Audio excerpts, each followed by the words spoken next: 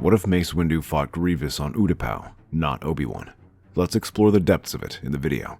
As the Jedi Council gathers in the aftermath of the Battle of Coruscant, the tension is thick in the air. As though the battle was won, they had more unpleasant business to discuss. Chief among them is the Chancellor. He has already exceeded his term limits and accepted power far beyond what is normal for a public official, and yet he still shows no sign of slowing down.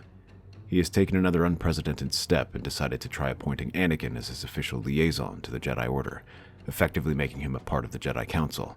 They must address that, but Mace has his issues to talk about.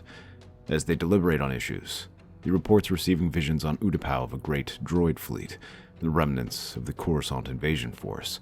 It is a strange location, and the planet has largely remained out of the war, but he cannot ignore this vision. Correct is your vision, Master Windu. Gathering ships in that world. Clone intelligence reports. We've already agreed to dispatch Obi Wan Kenobi in pursuit. He has defeated Grievous once before. I am certain he can do it again. No. With all due respect, I believe that I should be sent there. While I have immense faith in Master Kenobi's abilities, I think I received that vision for a reason. Perhaps it means that I should be the one who travels to Utapau. The rest of the Jedi Council mutters amongst themselves, whispering and chattering nervously. It is a bold change, and he notices Anakin glaring at him, as if he took something away from Obi Wan. Yet the Jedi Master in question says he is happy to relinquish his command over to Mace. Seeing this, the rest of the Council agrees. As the meeting adjourns for the day, and as he departs, Mace speaks with Obi Wan and pulls him aside. There is another reason why I wished for you to remain here, Master Kenobi. To keep an eye on Skywalker. This appointment was highly irregular, and I doubt Skywalker is pleased with us denying him the rank of Master. If Palpatine is planning something, then it may be through him. Anakin is just upset, Master. He had his heart set on becoming a Jedi Master, and the loss of Ahsoka certainly didn't help things. Mace tries his best not to wince. Though he doesn't admit it, the loss of Ahsoka was a great blow to him. She was a skilled Jedi and a promising addition to their order. But it wasn't just what they lost, it was how they lost it. If the Jedi had made that mistake, it would have been one thing, but Ahsoka left because they had not acted properly and let the Senate dictate their protocol. The Jedi were supposed to be above politics, but here they were allowing themselves to be ordered around by the Senate. It was a position Mace never wanted to be in again. Their role was to defend the galaxy, and it is the Senate who must learn how to accept the Jedi's wishes. Still, the Jedi Council requires its members to exercise a certain amount of decorum. I hope that Skywalker understands that by the time I get back, if he truly wishes to become a member of our council. When Mace hears that Palpatine is displeased at this sudden change of leadership in the Utapau campaign, he is more convinced than ever that he is making the right choice. As his fleet departs, Mace begins to meditate and clear his head. Since the Battle of Coruscant, he has been feeling his power diminish when it comes to visions of the future. It is as if the Force itself is being clouded, and this time is no different. Though he tries for hours, nothing comes until he finally gives up and focuses on the upcoming battle. When he arrives at Utapau, he decides to move in ahead of his troops, coming with a full battalion of clones to meet with their leaders. The Pauan leader is Tion Medon, who sees the large clone complement and shivers, knowing that there are many more waiting to arrive. He tries his best to greet Mace, telling him that there is no sign of the droids, but whispers their location in the lower levels. Mace's eyes widen in surprise, but Tion bites his lip and gestures for him to be silent.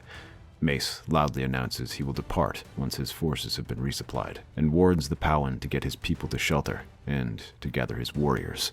Tion nods, but Mace catches a glimpse of uncertainty in his eyes. The ruler silently whispers that he does not want war to fall on his people. We implore you, Master Jedi. We are not warlike people. Simply take what you want and go. The words sting. Tion is talking to Mace as if he is some two-credit warlord exploiting him for money and favors rather than a liberator. He continues to watch the Pauan as he departs, but tells himself that he got his message across, and all he can do is trust in the Force. As he prepares his troops for battle, Mace cannot help but feel anxious, not for this clash, but what is happening on Coruscant. He receives reports from Obi Wan, saying that Anakin is reporting to the Chancellor and attending him not just in his office, but during meetings and public events. This only makes his worry grow, as it confirms that Palpatine is looking to use Anakin. The first strike comes in the morning. Rather than go for a stealth like Obi Wan might do, Mace decides to strike in force. He knows where the droids are holed up, and he has a foothold. The clones he brings with him come rushing down to the lower levels in full-scale assault. They storm through the port area, which was now cleared out, and take it over, removing the few droid guards there as they allow their troopers to land. The Powans are told to depart, or risk being caught in the crossfire. Mace leads his troops as they begin to land and rush down to secure the lower levels. Mace takes command of this assault and is aided by Tion's security forces. The warriors suddenly take up arms against the CIS forces, striking in the rear and hitting critical areas. Their attack takes the droids off guard, and they struggle to respond. Tactical droids are stunned by the sudden uprising, and several critical areas fall to the resistance, prompting them to redirect forces to try and recapture them. This allows Mace to advance to the lower levels. Tion advises him to link up with the security forces in their footholds. Once they are united, they can act as guides and scouts for the Republic forces in the city. More importantly, to the Powans, they can help with the evacuation effort. But Mace decides this operation will take too long and instead decides to try and cut the head off the droid army and end the battle decisively. Mace Windu moves through the chaos of battle, letting his lightsaber flash before him as he cuts through enemy lines. But while his body moves into overdrive, his mind is focusing, sensing the things beyond the immediate fight, seeking the fracture that will break the enemy's defenses. The Force hums around him, pulsing all across the battlefield as if alive. But there, at a critical junction in the lower levels, he senses something burning, a bit brighter. That must be where the Separatist command is stretched thin. If he strikes now, the droid forces will collapse, but it will weaken the Pauwan resistance in the process. Mace does not hesitate. The war must end. He waves his lightsaber and calls for his unit to follow him. His captain shouts for their company to switch directions and join with him towards that junction. His clones push forward, blaster bolts screaming past as they charge toward the weak point. Mace moves like a force of nature. As he draws closer, he unleashes a shockwave that cuts through the droids and sends them flying back. He leaps high, landing in the middle of a droid formation, and with a single sweep of his lightsaber, he carves a path forward. The Republic forces surge, their momentum unstoppable. Tian Modan's warriors fight bravely, but as Mace's assault shifts the tide, their position weakens. The battle is slipping from their control, yet victory is within reach. Then he feels another presence. In the center of this formation, he feels a dark echo left behind by slain Jedi, surrounded by a cold, mechanical presence. Mace leaps back just as a shadow leans over him, and Grievous stands over, glaring as he ignites his lightsabers. Jedi! You should have stayed on Coruscant to die with the rest of your order. Mace does not respond. He simply raises his blade into a ready stance, vapad coursing through his limbs like a living current. Grievous lunges, his two lightsabers slashed back and forth, moving in opposite angles to stretch his defenses as much as possible. Mace checks each blow, but then feels a kick from Grievous's leg slam into him and throw him back. The cyborg snatches Mace's lightsaber in midair and catches it with his foot. Now, with 3 weapons, he leaps at him. Grievous fights with reckless brutality, his strikes wild, meant to overwhelm an undefended opponent. But Mace doesn't shrink from these odds. He lunges forward, tucking his form in and spinning through the slashes as he moves into Grievous's defenses and strikes with his fists. He jabs them into the cyborg's torso, leaving him gasping for breath before hooking his foot under Grievous's and snatching his lightsaber back. Only then does he leap back as the enemy general gets back on the offensive. Mace parries each strike, letting Grievous throw his raw strength at him. Though he has no force powers, he can still feel the darkness of him. It is clear with each strike. He redirects Grievous's wild movements, sidesteps his unpredictable lunges, and lands crushing blows between mechanical joints. Mace pivots and struck deep, his saber burning through the armor plating, sending sparks flying. Grievous reels back, snarling in pain. The Jedi Master presses forward, each movement more fluid than the last. For the first time, Grievous falters, and then he laughs. You think this is victory, Jedi? You were supposed to be guardians of peace, and yet you bring only war. This world will burn because of the Jedi. Mace is nearly cut down by the next strike, but Grievous's words cut deeper than any blade. A flash of memory. Palpatine's growing influence, the Senate turning against the Jedi, the clones marching under their command, the protests outside of the temple. Mace clenches his jaw. No, the Jedi fight for peace. The Republic fights for peace.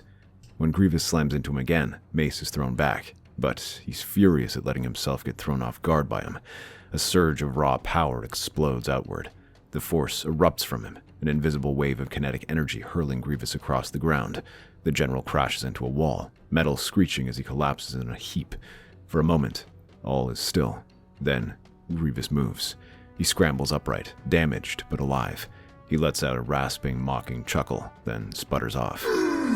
Perhaps there is some fire in you yet, Jedi, but you're already too late. Mace does not pursue. He simply stands there, breath heavy, heart pounding, mind clouded. Victory should feel like control. As they began to assess the damage, the worst hit units were those belonging to the Palans, who suffered heavy losses. After Grievous's retreat, Mace tried to reinforce them as best he could, managing to relieve most of their positions. But others weren't so lucky and were wiped out entirely. Though Mace might call this a victory, the locals were furious as their dead were brought back and buried. He makes some half-hearted attempts to comfort them, visiting the families and promising compensation from the Republic. But his heart is not in it, as his mind is already on the next battle, and Coruscant. Obi Wan's updates grow more confusing as he reports of nightmares Anakin has been having, of losing those he cares about. He says how Anakin has become distant and distrustful of the Jedi, but this isn't what Mace is concerned about. His concern is the Chancellor first and foremost. In that regard, things are business as usual. He continues to give updates on the war and his plans moving forward. As expected, there shall be no peace deal, and the Republic is aiming for total victory. But he does suggest that it is a time to consider letting the Jedi return to their civilian roles, claiming that they have done their part, and now it's time to leave command of the army to the clones. This concerns Mace, as he sees it as the Jedi's position being weakened by the Chancellor to consolidate power. This makes him even more certain he must defeat Grievous as soon as possible, before any change takes place to help secure the Jedi's position. He begins planning their new position, as with this victory, the droids have been driven back, and the Republic forces now occupy some of the lower levels taken by the battle droids. Tian notes that this means his people should be allowed to return to these areas, and their places cleared above like the ports. Despite the destruction, many are eager to rebuild their homes. We thank you for your help, General. But we simply request that some of your soldiers help us begin moving supplies down for the civilians when they return. Our security forces can handle.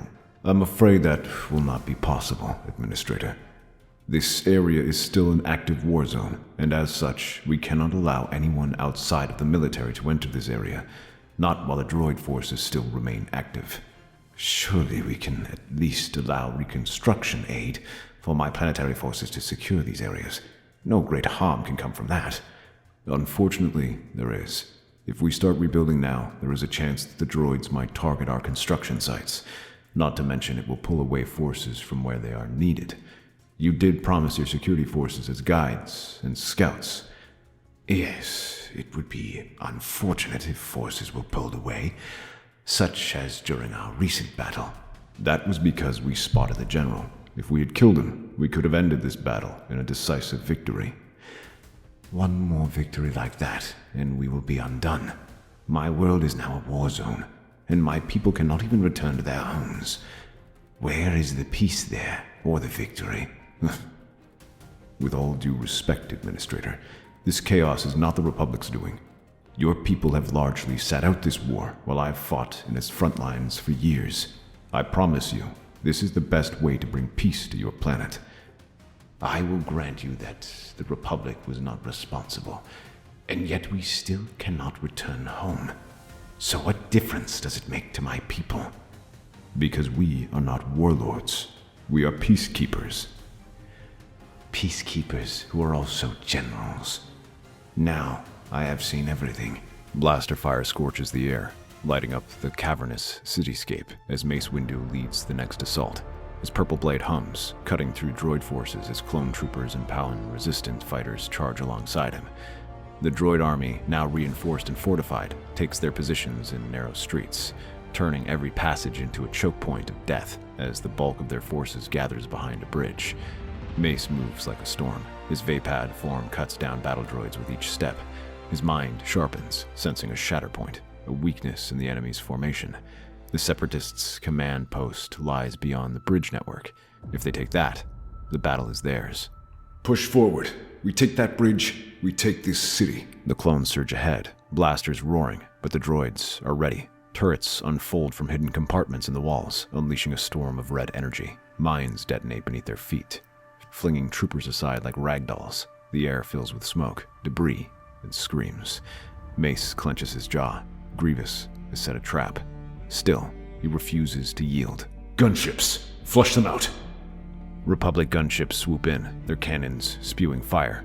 They launch a sweeping barrage along with a formation of starfighters, blowing out the bridge defenses and the droids gathering beyond.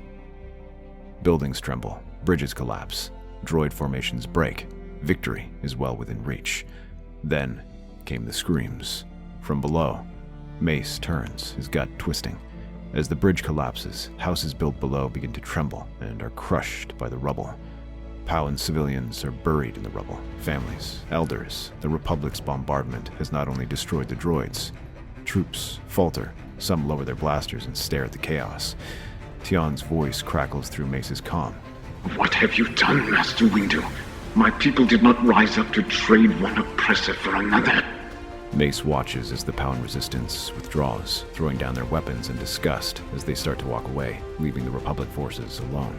He feels it in the Force, the sharp, painful truth cutting through him like a blade. The clones look at him, their faces unreadable behind their helmets. But he can feel their hesitation, their doubt, and then Mace feels it in himself. He stares at the broken bridge below and orders the battle to halt and rescue whoever he can. However, he fears there will not be many of them. But as the ships disappear below, he orders the battle to a halt, as instead he decides to think and meditate.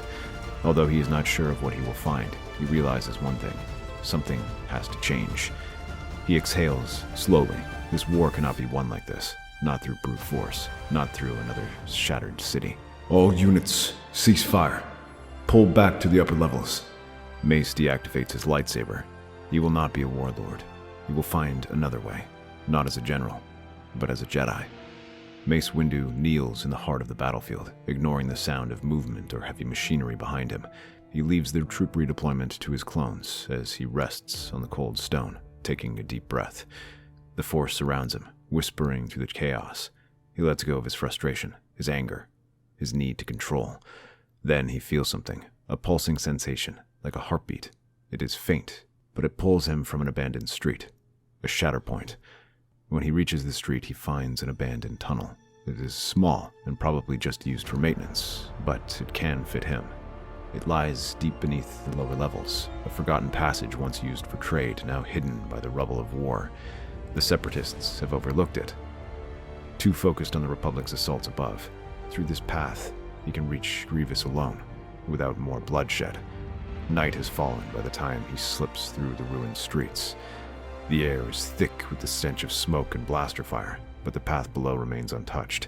He orders the troops to skirmish with the droids and buy time for them while he moves below. He moves like a shadow, stepping carefully through the old tunnel, feeling the cold press of the stone walls. The closer he gets, the more he feels the presence of his enemy, Grievous. The tunnel opens into a dimly lit Separatist forward command center. Deep beneath the city's foundations, tactical droids surround glowing displays, coordinating the war effort. Mace sees Grievous hunched over a console, speaking with the CIS Council, whose hologram flickers nervously.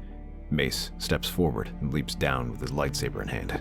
You will not live to see dawn. The droids move to attack, but they never get the chance. Grievous whirls, raising his hand to silence them, and looks over at the Jedi. Windu. Grievous lunges, 4 sabers ignite and flash toward him. Mace meets the attack with calm fury. The anger he bore is now gone, as he blocks each one in quick succession. He slowly steps back as Grievous's lightsabers rain down attacks on him. The cyborg's strikes are relentless, a whirlwind of destruction, but Mace is faster and ducks carefully. Each of Grievous's aggressive movements is met with perfect counterbalance. That is, until Mace spots an opportunity. When one of his arms lashes out, he turns the blade and tables it up against the other. He then slashes upward, severing those hands as he shoves Grievous back with the Force. Grievous screams as he sweeps his lightsaber again. His mechanical arms increase the speed further and further, striking from both sides, and forcing Mace to alternate his strikes to defend against them. Yet he feels the blades closing down on him, and he feels the burn across his arms before he drives low. Grievous tries to swing both lightsabers after him, but Mace catches them and twists, slamming his legs against them. He stumbles back, eyes wide with rage, but his body twists and swings at him. Mace leaps back from the attack and uses the Force to propel himself back as Grievous rushes at him and once again, lunging forward. But Mace watches him and times his attack carefully. With a sudden move, he hurls his lightsaber at him. The strike is perfect, and it flashes past Grievous's head and right into his legs. The cyborg stumbles and drops to the ground, and Mace doesn't waste the opportunity. He catches the lightsaber in midair and leaps up, bringing it down onto his head. The cyborg stiffens, his remaining lightsabers dropping from his hands as heart sparks and fails. Grievous collapses, motionless, silent. The droids look at one another and open fire, but Mace is already leaping aside. He deflects blaster fire and slashes through them as he reaches into the tunnel. Mace exhales, deactivating his lightsaber once he was safely inside. He signals his troops to attack, and the droids are thrown into chaos. Without a commander, they have no way of coordinating as the tactical droids struggle to rally their remaining forces. Within days, the war on Utapau was over. Tion approaches Mace by the end, as his troops prepare to disappear. I suppose I have you to thank for my planet's liberation, Master Jedi. No, it is you who I have to thank for this. I had nearly lost myself in this battle, as had the Jedi. But now, I must work to restore who we are. I just hope that those people's souls will be put to rest. Tion places a hand on his shoulder and smiles. It may take some time, but I believe that they will be pleased to see what you are doing. Good luck, Master Jedi. The galaxy is in turmoil, and you will have much work to do. As if on cue, his comlink crackles to life. Master Windu, I've made contact with Anakin. We were right. Palpatine is the Sith Lord. Are you certain? Yes. Anakin discovered the truth himself. He tried to turn him against us. We must act now. I'm on my way. Never a dull moment. Rather than take the rest of his fleet, Mace takes his faster Jedi interceptor and moves ahead to join his comrades.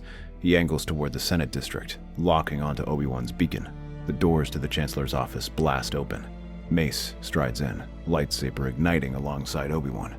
Across the chamber, Darth Sidious turns to face them. His golden eyes flicker with something between amusement and contempt. So, the Jedi have come to betray me. No more lies, Chancellor. It's over. No, Kenobi. This is only the beginning. With a snarl, he unleashes a storm of lightning. Mace deflects it, stepping forward through the barrage as Obi Wan circles around, forcing Sidious to shift his attention between them. The younger Jedi Master springs forward, seeping his lightsaber at him. But Palpatine whirls back and blocks his strike with his lightsaber. He then uses a furious counterattack, raining attacks on him. Obi-Wan parries the attacks, stunned by the sudden aggression as Mace moves to his side, and together the two throw themselves at him. Sidious's attacks are precise, vicious, and blindingly fast, but he is facing two of the Order's greatest warriors. Mace met him blow for blow, his Vapad form absorbing the Sith's fury, channeling it into his strength. Obi-Wan counters, pressing the Sith into a defensive stance. The younger Jedi moves slowly, but relentlessly. There is no backing down from him, as he presses the Sith at every turn. Sidious snarls as Mace's blade slashes across his arm, searing through the fabric and flesh. The Dark Lord stumbles. Obi-Wan follows with a precise strike to his leg, forcing Sidious to the ground. Cursing, he unleashes another burst of lightning, but Mace blocks it just as the door slams open. You need nothing from him, Skywalker. Whatever he has promised you is a lie. Mace's eyes flicker. He can feel the raw turmoil within the young Jedi. The fear, the doubt, the pain. He exhales slowly. Then, in a single decisive move, he slashes downward. Sidious screams as his arms are severed at the elbows.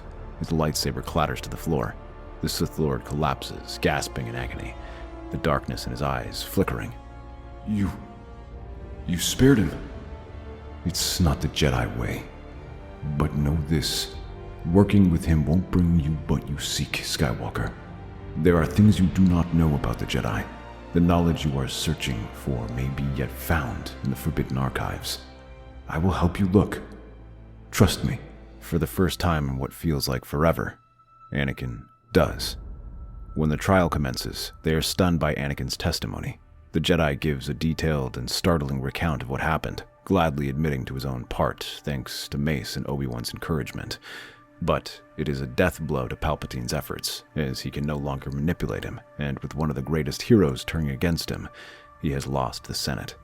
Palpatine is stripped of all titles and imprisoned, guarded by the Jedi. Meanwhile, Mace returns to the temple and begins working on taking the Jedi back to their roots, urging them to focus on civilian efforts and how they allowed themselves to be corrupted by the dark side and their own arrogance. All of this is compiled in a Jedi thesis that Mace presents before the Jedi Council.